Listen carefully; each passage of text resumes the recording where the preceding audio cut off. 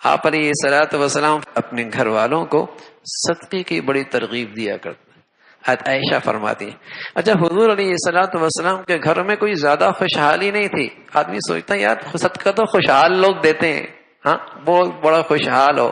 نا بھائی, آپ علیہ الصلوۃ والسلام فرما رہے عائشہ اگر آدھی کھجور بھی صدقہ دے دے یہ بھی جہنم کی آگ میں رکاوٹ بن جایا کرتی ہے.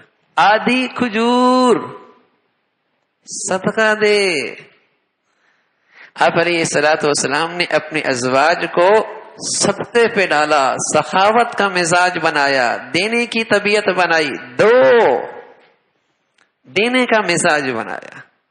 اور سچ یہ ہے کہ اگر ہم نے اپنے گھر والوں کو دینے کا مزاج بنایا انشاءاللہ کبھی دل تنگ نہیں ہوگا اور کبھی طبیعت میں تنگی محسوس نہیں کرے گی. ورنہ بہت کچھ بھی ہوگا تو شکوہ ہوگا, ہے کیا میرے گھر میں, ہے کیا میرے گھر میں, ہے کیا میرے گھر میں. اور اگر اس کا مزاج بنا دیا دینے کا, اللہ اس کے دل کو غنی کر دے گا, اس کے دل کو کھول دے گا. کبھی اس کی زبان پہ شکوے نہیں ہوں گے تنگی کے. تو رسول اللہ, حالانکہ عائشہ فرماتی ہیں رضی اللہ تعالیٰ عنہ کہ ہمارے گھر میں بس اوقات 2 مہینے 2 چاند ہم دیکھ لیا کرتے تھے, آگ نہیں جلا کرتی تھی.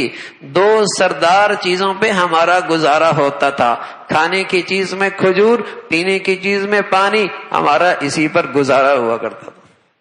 لیکن رسول اللہ صلی اللہ علیہ وسلم کیا دے رہے, صدقہ دے دو. اس لیے آپ علیہ الصلوۃ والسلام فرمانے لگے کسی شخص کے گھر میں فاقہ آئے اور مخلوق میں سے کسی کے سامنے اس کا تذکرہ نہ کرے اور صرف اللہ کی طرف اپنا ذکر کرے, اللہ اس کے لیے رزق کا دروازہ کھول دیں گے. اور جس نے مانگنے کا دروازہ کھولا مرتے دم تک مانگتا ہی رہے گا, مرتے دم تک یہ مانگتا ہی رہے گا. تو دینے کا مزاج بنایا.